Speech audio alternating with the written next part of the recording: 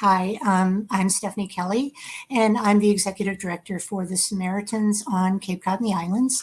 I want to tell you just a little bit about what we do, particularly in this time of COVID and isolation and loneliness. Most people know us for our crisis lines. When you come over the bridge, you can't help but see our big signs there that say "Desperate, call the Samaritans." That's what we're most well known for. And our crisis lines serve two different purposes. One is to provide a connection to individuals who are not at imminent risk of suicide or in a suicidal crisis, but they're lonely, they're isolated, they are going through something that's very traumatic to them.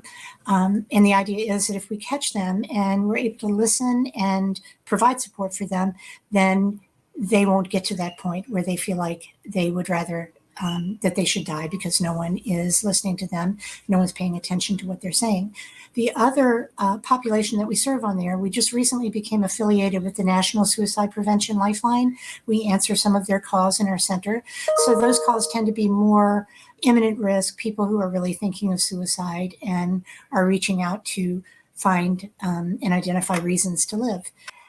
This time of year is particularly hard for people, I think. It's after the holidays, but particularly this year with COVID, we know that this can be a time when people are not connected. They feel isolated in their homes anyway, under the best circumstances. But with COVID, we all are, we're all struggling. Everybody's struggling. We are getting calls from people that we've never heard from before. People to talk about economic worries and job insecurity, food insecurity, homelessness, things that are affecting them so much, but they can't necessarily talk about them at home. Prime example is someone, a parent, who doesn't want to upset their children, doesn't want to upset their spouse.